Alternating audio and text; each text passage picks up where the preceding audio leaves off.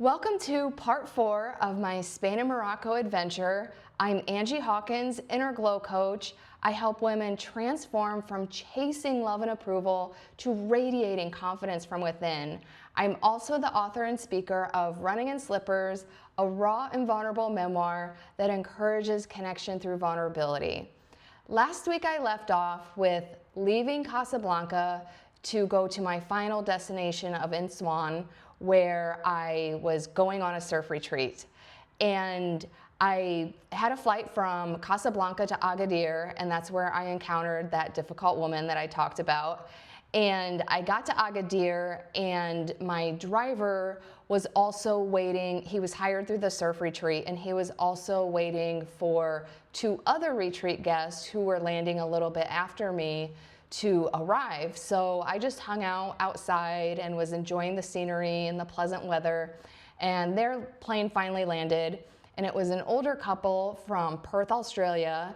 And the car ride from Agadir to our final destination, I think it took about an hour and a half, and the couple was very pleasant to talk to, but I actually just spent a lot of time looking out of the window of the car.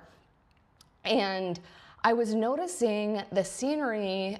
It was similar to the scenery that I saw in northern Morocco, but it was different in that there was no live vegetation. Like in northern Morocco, there was like the beige cliffside by the ocean, but there was a lot of like trees and other greenery as well on the cliff. So it felt very like lush and vibrant, and you know, it contributed to the whole like whimsical feel of being in Morocco. But then as we were driving from Agadir, like everything was just like this stark beige color. It felt really institutional. And like the feeling that I was searching for about like being excited and, you know, being in a new place that looked really cool was kind of fading because, you know, I live in Hawaii now, but I used to live in Chicago, but it's a similar feeling when it's fall and winter and the trees and the grass and all the vegetation is like dead. It kind of gives like this dead vibe. Whereas in the spring and summer when everything's like flourishing and abundant, it gives a totally different energy. So that's similar to the contrast that I was seeing on this car ride because there's no vegetation.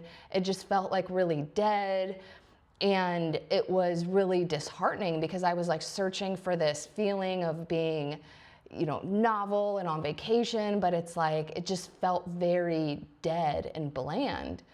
And then we actually got to Imsouane, and it was like even worse. Like it's like this rundown town, and it did have this surf town vibe because, you know, there were like these surf shacks with surfboard decor, and obviously like the views of the ocean, you could just see like these perfectly peeling lines of waves.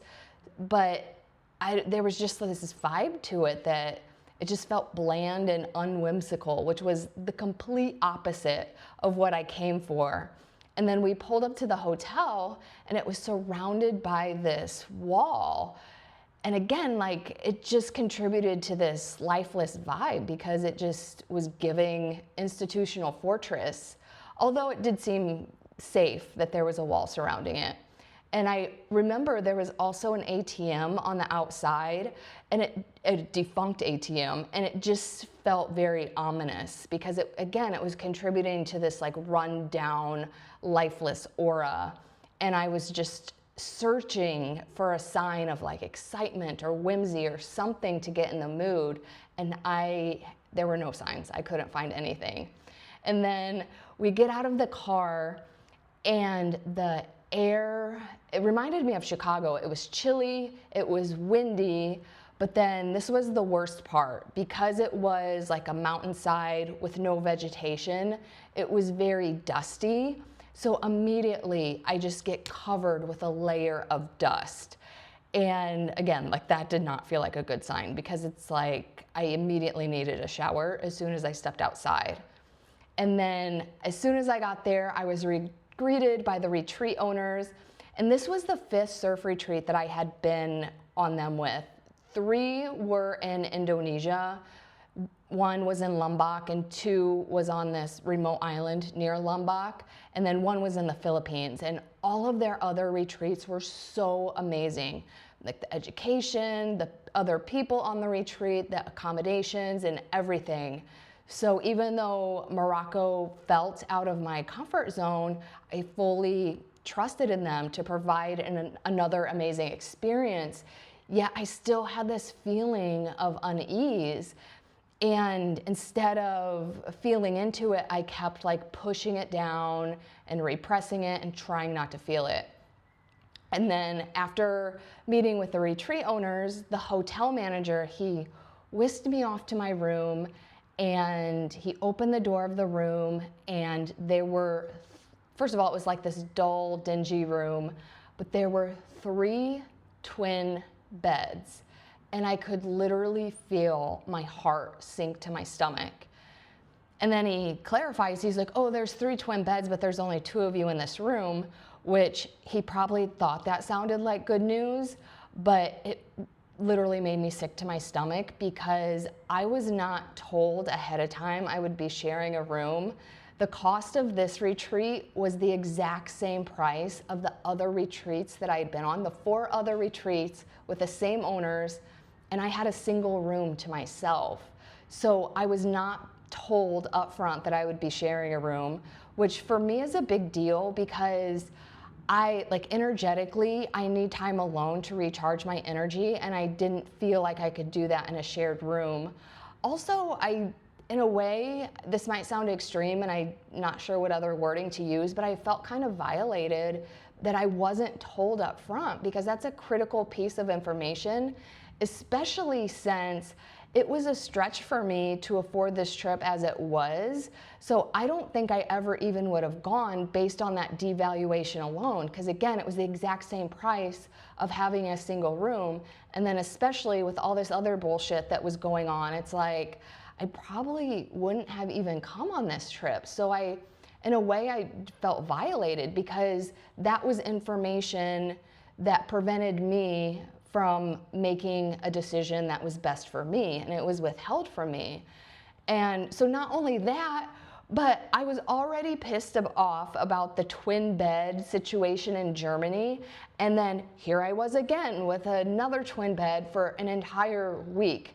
So I could feel the anxiety rising, and the manager, he left to get me settled in, and I'm looking around the room, and there's a bathroom, but the sink, oddly, was actually in the room, not in the bathroom.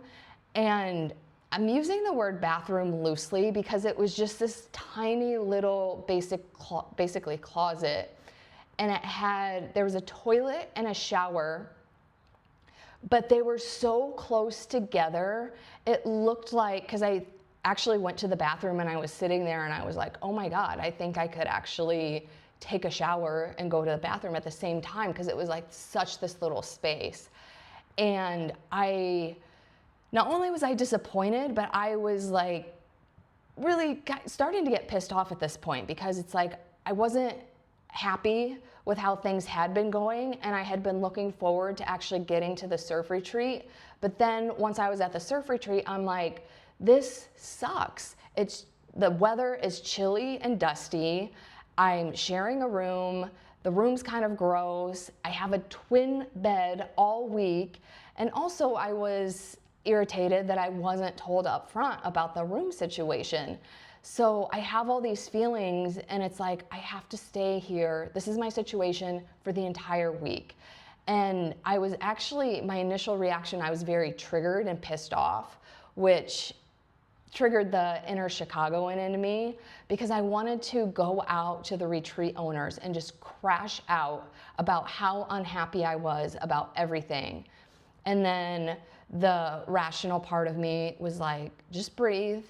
Like this, it's not ideal, but it was not the worst situation it could be by any means. And I'm like, it's only for a week and I'm here to surf. Because again, the reason why I chose these retreat owners is because the education I have received on the other retreats was just so amazing. So I was like, okay, the other aspects aren't as ideal as the other retreats, but I can still get the education of surfing and up-level my surfing. So it's only a week, just focus on the surfing. But in general, the irony of this whole situation was the first time I went on a surf retreat in 2023, it sounded like camping, like just the word retreat sounded like camping, and I do not camp, so it took me a lot of emotional effort to even sign up. But again, at that time, I was telling myself, like, it's about learning how to surf. I can survive any situation for a week, it'll be fine. But then all the other retreats, like the accommodations were nice, the people were amazing, the food was good, and it was like such an overall magical experience that I had no reservations whatsoever to sign up about any future retreats.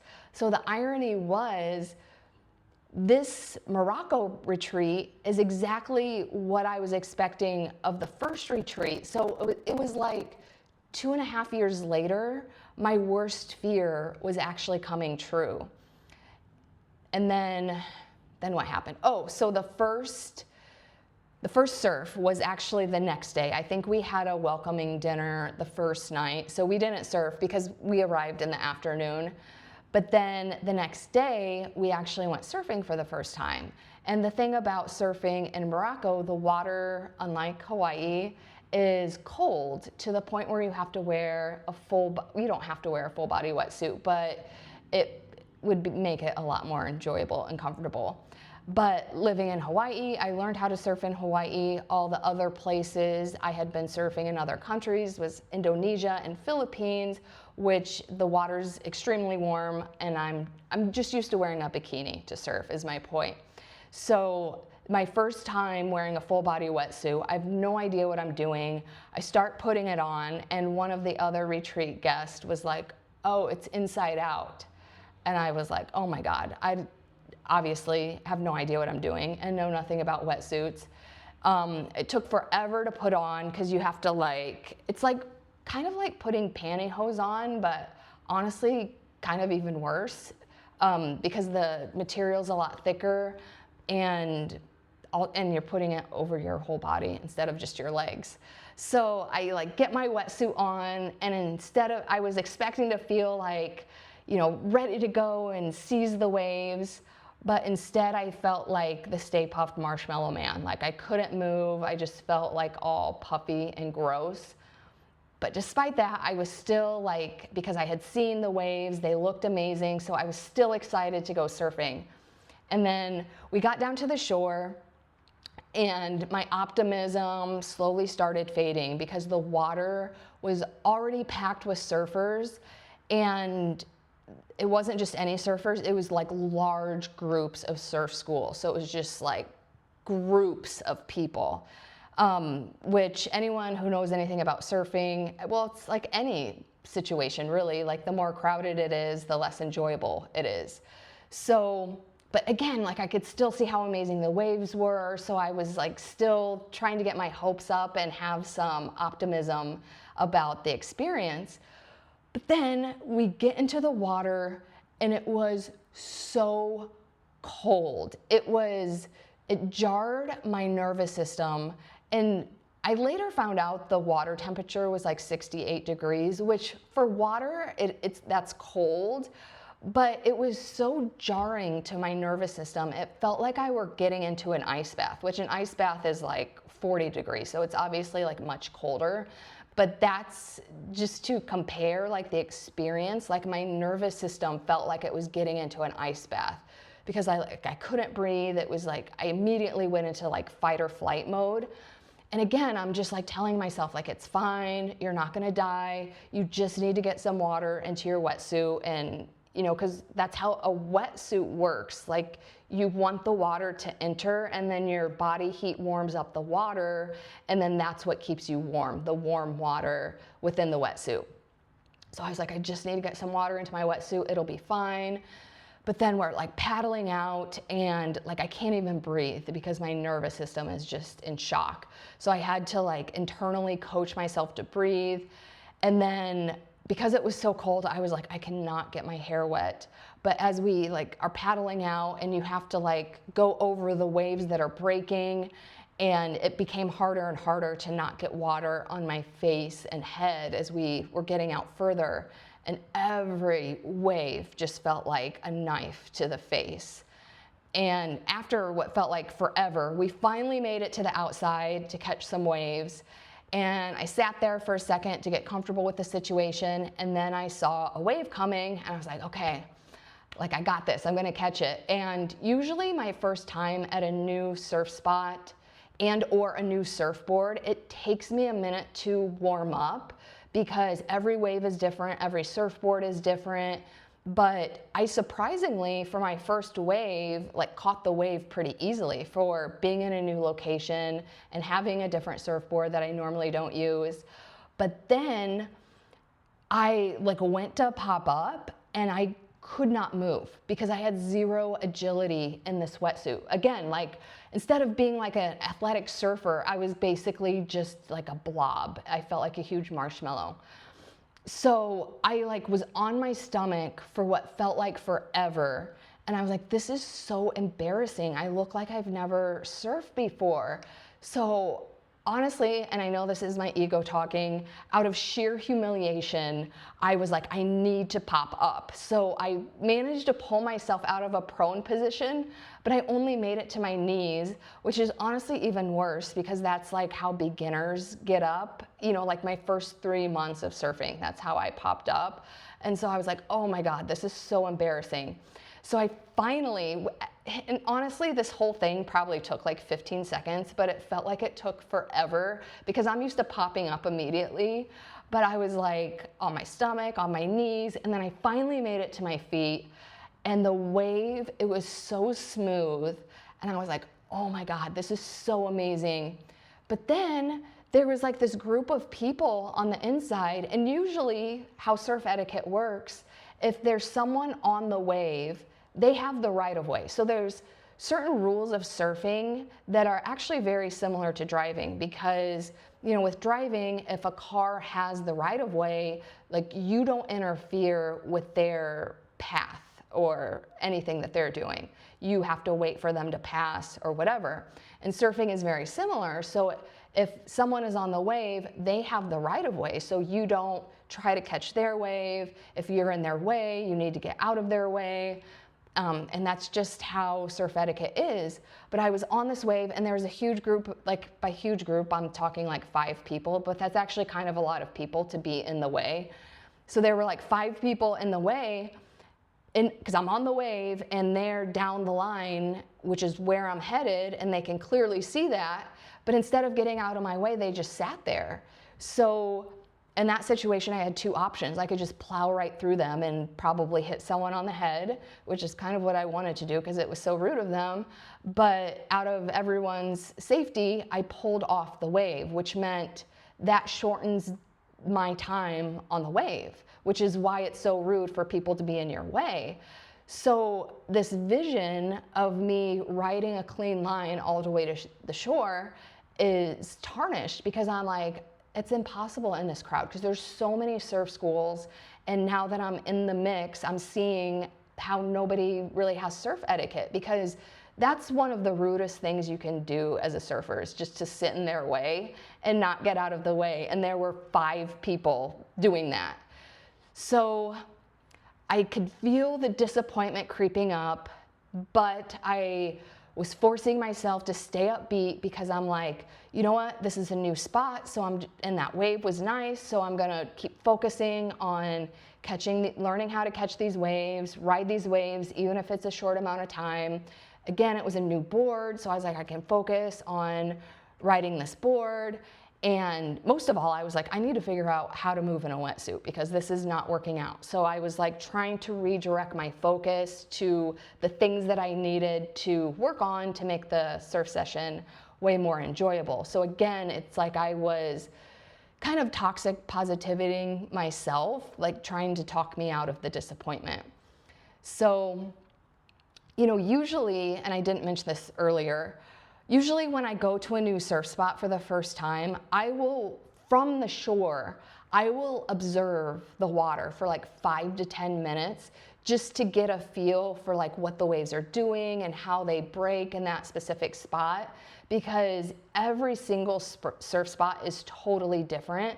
So that's just my way of like getting accustomed to it before I'm in the mix. And then once I'm in the water, and I do this even at my regular surf spot, but I consciously observe the waves and water patterns, again, like just to get a better feel for what's going on. And it just makes it easier to catch the waves and get acclimated to the environment. But because I was blindly following our instructors, which I didn't mention this earlier, it was all instructors from the hotel that the retreat owners had hired, because we had the whole hotel to ourselves for that week. And so and it was a surf hotel, so all of the instructors from the hotel were helping us out that week. So I was blindly following them when we got in the water, so I did not observe from the shore. And then as we were paddling out, my nervous system was in such fight or flight that I wasn't paying attention to anything else, because my brain couldn't focus on anything except the water temperature. So my point in all of this, for those reasons, that's how I didn't notice this huge wave was coming toward us. And it was still forming, but I could tell that it was going to be about 4 to 5 feet. And maybe that's an exaggeration, but it was at least 4 feet. And normally in a situation like that, when you're stuck on the inside and there's a wave coming, normally my strategy is just to paddle like a maniac so I can get over the wave before it crashes, because if it crashes in front of me, then it's gonna toss me around. And not only is that scary, but it's dangerous, and like, you just don't wanna be in that situation. But all of my muscles were freezing cold, and also I was in that full body wetsuit and like, couldn't move. I was as athletic as a marshmallow. So I already knew between my muscles freezing and my lack of agility, there was no way that I could paddle like a maniac to get over the wave. So I accepted my fate. I'm like, this wave is gonna crash in front of me and I need to figure out what I'm gonna do. So I looked around me and there were people beside me and behind me. So any decision that I made not only affected my own safety, but that of those around me, because my body could hit them, my board could hit them. And what you should do in this situation is turtle roll, which is basically you're lying on your board, you flip under so that you're underneath the water holding your board, and then you let the wave basically pass over the bottom of your board. But the thought of going underwater was like as desirable as getting punched in the face. So I was like, I can't turtle roll. I just don't want to face the cold water. So I decided to slide off my board, because if my body weight is off the board, I have more control over the board itself. Because if my body weight is on the board and the wave hits me, my board's just gonna go flying, and then I'm on the board with zero control over what's happening. So I slid off my board so that my body weight wouldn't affect the chaos. And then I held onto my board for dear life so that it didn't hit anyone else. That was like my #1 intention. I didn't want it to hit anyone. So then the wave hits me, and it basically felt like getting punched in the face, so I might as well have turtle rolled. But then amidst all the chaos of this wave, someone else's board hit my wrist bone, and a lightning bolt of pain shot up my entire arm. And I was, first of all, I was already stunned from the cold water, and then this pain up my arm hurt so bad.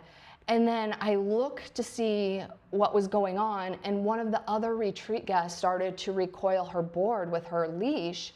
And I was so pissed off, because I was like, that was so reckless that she just threw her board like that. So I like yelled at her. I was like, your board just effing hit me. And that was the censored version. I like screamed at her, because it was just, you know, it hit my wrist bone, but it could have hit my head, and it could have hit someone else's head.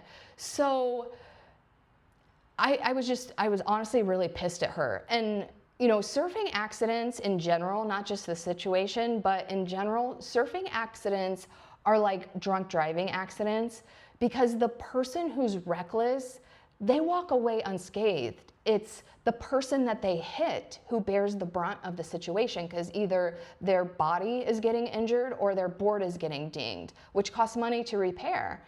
So I quickly get back on my board, and that's when I realize my entire arm is numb and paralyzed. So my very first thought was, oh my God, my arm is broken. So I immediately just start panicking, and my brain is only focused on one thing, getting to the shore where I can be safe.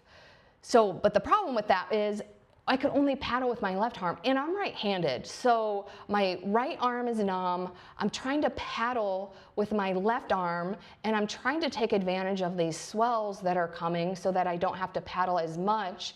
But it was so difficult because it was like a war zone of other reckless surfers who really didn't give a shit about anyone's safety or priority or anything. So I'm trying to paddle with one arm, and it felt like it took forever. And then I finally made it to shore, which should have felt like a relief. But then I was like, how am I going to take off my wetsuit? How am I going to carry my board? Because I only had one functional arm, and nobody knew that I was going in except for maybe that girl who hit me. So there was no one there to help me. So I start feeling my wrist to see if it's broken. And luckily it didn't feel broken, but I was like, I just need to get to safety and figure this out.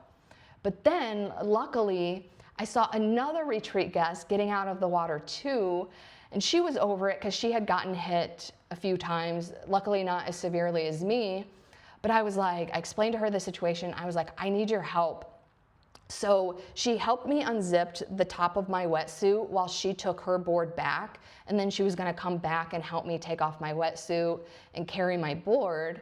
But luckily while she was gone, I managed to peel the sleeve off this arm, and it wasn't broken. I could tell it wasn't broken. And by that time, I could start to move my hands a little bit. So by the time she came back, my arm could move a little bit more. So I knew it wasn't broken, and the situation felt just diffused. So I went back to the hotel. I took a long hot shower. And then the second I stepped outside, the cold, windy air just immediately deposits a layer of dust all over me. And at that moment, I resigned. I'm just gonna look like Pigpen from Charlie Brown all week, which this is not helping my mood, any of this, by the way. And then maybe an hour and a half later, the rest of the group came back, but I just found it so interesting because I went in, I didn't tell anyone, nobody knew where I was or what was going on. No one seemed to care. No one seemed to care that I disappeared or where I was, or even that I got injured. So that was interesting. And then second day of surfing didn't go very well. I didn't get hit. I did catch a few waves. I was a little more agile in my wetsuit, but I was still really disheartened by the freezing ocean. And on the second day of the retreat is when I really started missing Hawaii. And that's also when I realized how incredibly lucky, I don't want to say lucky because I intentionally created this life for myself. It wasn't luck, but I am so grateful for living in a place where the water is warm and I can experience joy surfing, because I definitely did not have that feeling in Morocco, and it really made me miss Hawaii. And so on the second day, we were all eating dinner, and the hotel had a little dining room area, and we were eating at the hotel. And we were finished eating. We had just finished eating dessert, and all of a sudden I was sitting there and I was I felt like I had to throw up, and it came on immediately. And I'm the kind of person, once I throw up, I'm fine. So I was okay, I just need to go to the room, throw up, and then I can come back here and pretend like everything's okay. So I got up from the table, and I had to walk through this outdoor lounge area to get to the room. And I'm walking through there, and the wind is blowing, and it's chilly and dusty and all the usual stuff. But as I'm walking through there, I can feel the nausea intensifying but I was confident, like I could just tell. I was like, okay, I can still make it to the toilet in time. And then I don't even remember walking through the front door. The next thing I remember is I opened my eyes and I was lying face down with my right cheek on the cold white tile of the room floor. I was lying in front of the front door. I felt like I had been drugged, like I was panicked and my brain wanted to lift my head, but it didn't seem to be communicating that to my muscles, because I honestly felt paralyzed, which is why I'm saying I felt like I was drugged. And like my brain just starts racing, and the last thing I remembered was walking through the lounge area to the room. And I was like, oh my God, like what happened? And then all of a sudden, I became aware of like the left side of my face and neck were like on fire. Like I was in so much pain. And my brain was like panicking. It's such a weird feeling to describe. My brain was panicking, but I was like paralyzed. I couldn't move and I couldn't even think straight, because again, I felt like I was drugged, because like I'm panicking, so I do have some rational things going on, but I couldn't even think straight. I'm like, what is happening? What's going on? The last thing I could remember was walking to the room. And I just remember thinking, oh my God, I'm dying. So that's where I will leave off today. This will be continued in part 5, but the lesson that I want to reiterate from this week's story is that I was searching, even though I've already learned this lesson, emotional safety, true emotional safety starts from within. Learning to feel safe in your own body, learning to feel safe in your body while feeling unpleasant feelings, creating that own safety for yourself. However, in this story that I just told, I was reaching for things outside of me to feel safe. I thought, when I get to the surf retreat, then I'll feel safe. When I go surfing, then I'll feel more comfortable. When this happens, then I'll feel more comfortable. But the problem was I wasn't creating that emotional safety for myself. And again, anytime the disappointment came up, I was like repressing it and pushing it down. However, I will say this, I was creating my own physical safety, because when I went surfing and the board hit my wrist and I couldn't move my arm, immediately I was like, I'm gonna get to shore because that's the safest thing for me. And even the second day, I didn't mention this in the story, I was so cold and miserable that I ended up, I think we were supposed to surf for 2 hours. I think I got out of the water after an hour because I was just so cold and miserable.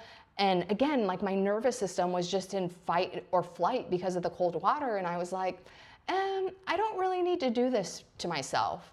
Or even when I felt nauseous and I went to the room, I was, taking care of myself physically to go into the room to throw up. So I was providing physical safety for myself, but I wasn't providing emotional safety.